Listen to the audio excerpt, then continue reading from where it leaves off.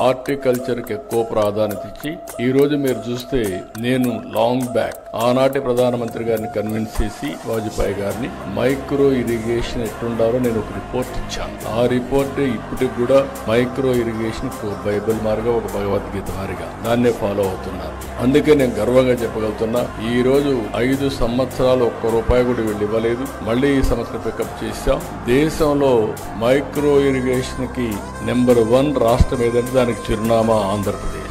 16 లక్షల హెక్టార్లు micro irrigation పెట్టాం, ఆటోమేషన్ పెట్టాం. ఈ రోజు మీరు మైక్రో ఇరిగేషన్ వచ్చినాక ఆటోమేషన్ వస్తే యాప్ ద్వారా ఎప్పుడు కావాలంటే అప్పుడు ఆన్ చేస్తారు, ఎంత టైం కావాలంత టైం నీళ్లు ఇస్తారు, అవసరమైతే నీళ్లు కరెక్ట్ గా లేకుండా చెక్ చేసుకునే టెక్నాలజీ చేస్తున్నాయి. టోటల్ మెకనైజేషన్ తో ముందుకు పోయే పరిస్థితికి వచ్చాం. ఇక్కడికి వచ్చినప్పుడు మళ్ళీ నేను అందుకనే అగ్రికల్చర్ లో అలైడ్ ఇండస్ట్రీస్ లో ఒక వినూత్నమైన ఆలోచనలు చేస్తున్నాను. ఇవి చేస్తూనే లాజికల్ గా తీసుకుపోవడం కోసం మళ్ళీ ఫుడ్ ప్రాసెసింగ్ ఒక ప్రత్యేకమైన శ్రద్ధ పెట్టి ఒక సెక్రటరీని దానికి పెట్టాం. చిరంజీవులు హార్టికల్చర్ బాగా చేశాడు, ఆయన ఈ రోజు ఇన్ఛార్జ్ పెట్టి దీన్ని కూడా ప్రాధాన్యత ఇచ్చామని చెప్పి కూడా నేను మీకు తెలియజేస్తున్నా.